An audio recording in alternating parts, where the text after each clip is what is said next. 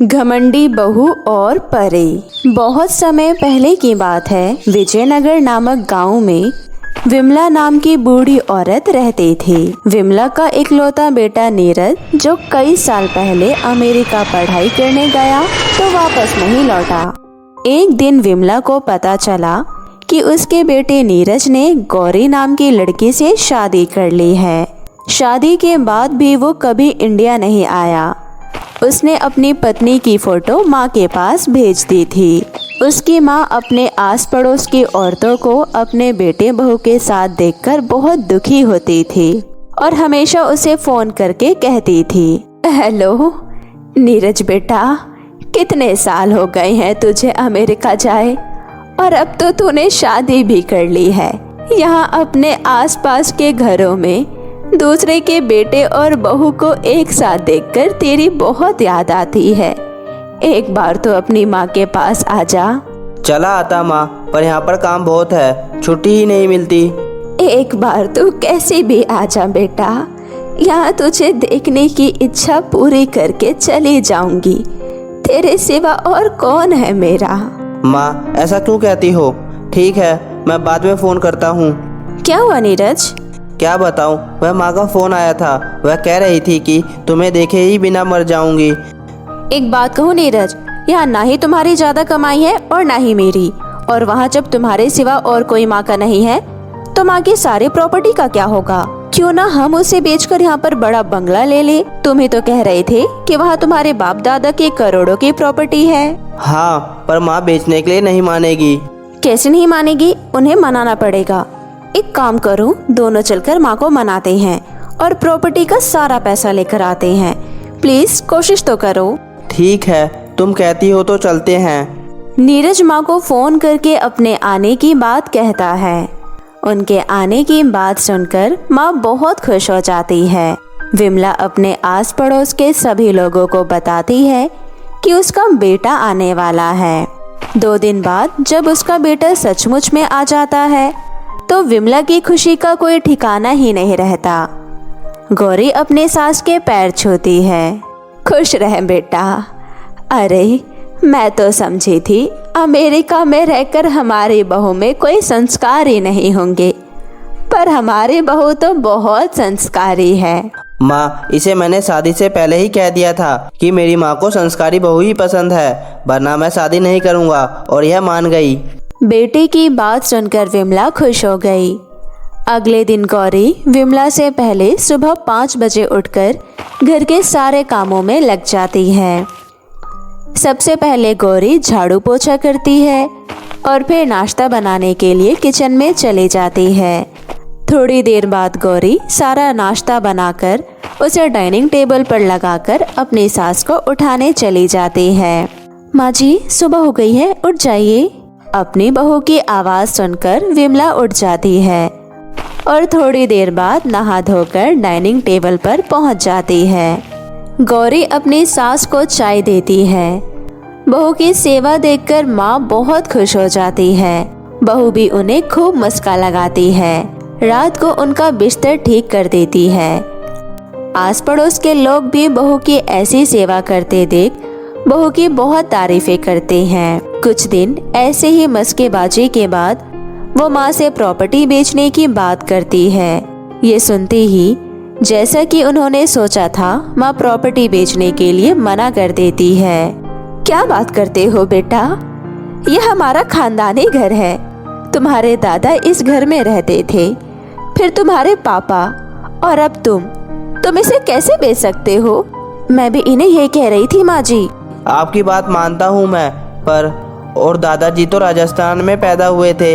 उनके खानदानी मकान प्लॉट उन्होंने बेचा और यहाँ मुंबई में प्रॉपर्टी बनाई। जैसे वह राजस्थान से मुंबई के हो गए, वैसे ही यह घर बेचकर आप अमेरिका की हो जाएगी। फिर हमारी पीढ़ी वहाँ आगे बढ़ेगी। अरे लेकिन इंडिया में अपना कुछ तो होना चाहिए। माँ, राजस्थान में अपना कुछ नहीं है तो इतने सालों में क्या फ़र्क पड़ा? वैसे ही इंडिया में कुछ नहीं रहेगा तो क्या फ़र्क पड़ेगा? अमेरिका में हमारे कई पड़ोसी ऐसे हैं जो बरसों से खुशी खुशी रह रहे हैं। हाँ, मैं भी ये कहने वाली थी माँ जी कि आप भी हमारे साथ वहीं रहो। मैं आपके पैर छूकर काम पर जाऊंगी और रात को आकर आपके पैर भी दबाऊंगी। मेरी जिंदगी कितनी खुशनसीब होगी ना। अगर ऐसा है तो ठीक है बेटा, जैसे तुम्हारी मर्जी। माँ के मानते ही एक पल की देरी किए बिना दूसरे दिन बेटा नीरज सारी प्रॉपर्टी बेच देता है और एयरपोर्ट जाकर तीनों की टिकट ले लेता है और माँ को अपने साथ ले जाने के लिए मना लेता है। विमला के सभी पड़ोसी विमला को विदा करते हैं और बेटे और बहू की खूब तारीफें करते हैं। कितने अच्छे बहू और बेटा है, माँ की सारी जिम्मेदारी समझते हैं।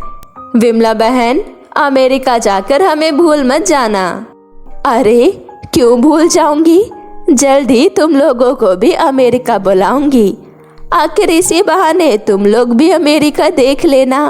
हाँ, वरना हमारे नसीब में कहाँ अमेरिका घूमना। विमला उन सभी से बातें करके खुशी खुशी विदा लेती है। एयरपोर्ट पर पहुंचकर बेटा अपनी माँ को एक जगह बिठाकर कहता है, माँ, आप सीनियर सिटीजन में आते हो ना, और सीनियर सिटीजन के लिए हमारी सरकार ने कितने फैसिलिटी कर रखी है, आप तो जानती ही हो ना। आप बैठो, हम अभी आते हैं। माँ उनकी बात मानकर वहीं बैठ जाती है। दोनों चले जाते हैं। माँ बैठी रह जाती है। धीरे धीरे शाम हो जाती है, परंतु वो नहीं आते तो माँ बेचैन हो जाती है और रोने लगती है। तभी आसमान से एक परी गुजर रही होती है। बबीता को इस तरह से रोता देख वो परी नीचे आ जाती है और कहती है, क्या हुआ माँ जी, आप इस तरह क्यों रो रही हो? मुझे बताओ, हो सकता है मैं आपकी कुछ मदद कर सकूं। मेरा बेटा और बहू दोपहर से मुझे बैठाकर कुछ कानूनी कार्यवाही पूरी करने गए हैं, परंतु वापस नहीं आए। मुझे बहुत घबराहट हो रही है कि उनके साथ कुछ बुरा तो नहीं हो गया। बबीता के मुंह से इतना सुनकर परी एक लड़की में बदल जाती है और कहती है, माँ जी आप चिंता मत कीजिए, मैं अभी कुछ करती हूँ। इतना कहकर परी कस्टम वालों को बुलाती है। थोड़ी देर बाद वहाँ 2 कस्टम वाले आते हैं और कहते हैं, हाँ जी, बताइए, हम आपकी क्या सहायता कर सकते हैं। परी कस्टम वालों को सारी बात बता देती है। माँ जी, आपका बेटे और बहू का नाम क्या है? ये सुनकर विमला अपने बेटे और बहू का नाम बताती है। कस्टम वाला अपने मोबाइल से पूछकर कहता है, माँ जी, मिस्टर नीरज तो पहले ही फ्लाइट से अपने वाइफ के साथ अमेरिका चले गए हैं। क्या? ये कैसे हो सकता है? माँ जी, लगता है आपको आपके बेटे ने धोखा दिया है। ये सुनकर विमला वहीं बैठकर रोने लगती है और कहती है, अब क्या होगा? वो तो घर और सारी प्रॉपर्टी बेचकर चला गया। अब तो मेरे पास रहने के लिए घर भी नहीं है। मैं कहाँ जाऊंगी? ये सुनकर परी उन्हें पुलिस स्टेशन ले जाती है। पुलिस के बुलाने पर उनकी वही पड़ोसन मिलने आती है। पड़ोसन को देखकर विमला और जोर जोर से रोने लगती है। देखो बहन, मैं तुम्हें अमेरिका घुमाने के लिए बुलाने वाली थी, पर मैं खुद ही नहीं जा पाई। आप घबराइए मत, सब कुछ ठीक हो जाएगा। कुछ ठीक नहीं होगा बहन, वो लोग तो चले गए मुझे छोड़कर। आपके बेटे और आपकी बहू को इसकी सजा जरूर मिलेगी। पड़ोसन उसे अपने घर ले आती है और परी उसके बहू बेटे को ढूंढने लग जाती है। माँ के दिन रोते हुए बीतते हैं। पड़ोसन उसे पल पल संभालती है, उसके आंसू पोंछती है। यहाँ पुलिस ऑफिसर की कुछ दिन की मेहनत ही उसके बेटे बहू को पकड़कर इंडिया ले आती है। यहाँ लाकर पुलिस उसके बेटे की बहुत पिटाई करती है। अपनी बूढ़ी माँ को धोखा देता है, जिसने पाल पोस कर तुम्हें बड़ा किया, उसे ही लवारिस छोड़कर भाग गए। नहीं नहीं, मुझे माफ़ कर दो, यह सब करने के लिए मेरी पत्नी ने कहा था। चुपचाप अपनी माँ की सारी प्रॉपर्टी वापस करो, वरना तुम्हें जेल में डाल दूंगा।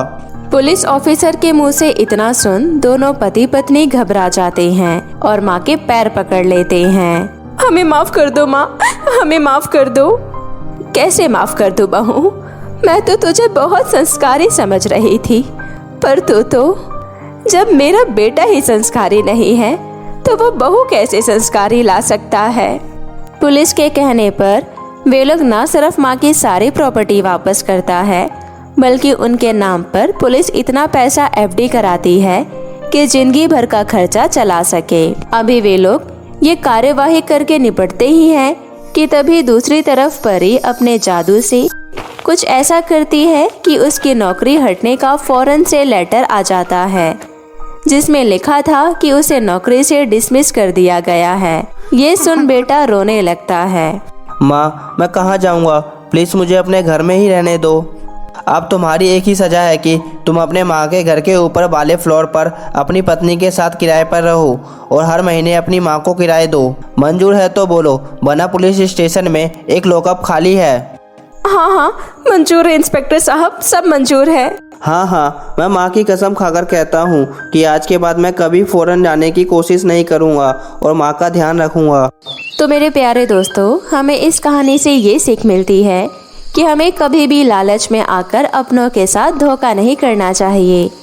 तो कैसी लगी आपको मेरी ये कहानी, मुझे कमेंट करके ज़रूर बताएं और इसे अपने दोस्तों के साथ भी शेयर करें। और हाँ दोस्तों, अगर आपने अब तक मेरे चैनल को सब्सक्राइब नहीं किया है तो प्लीज़ जल्दी से नीचे लाल बटन दबाकर अभी कर लें। तो मिलती हूँ आपसे फिर किसी नई कहानी के साथ, तब तक के लिए आप अपना ध्यान रखें। बाय बाय दोस्तों।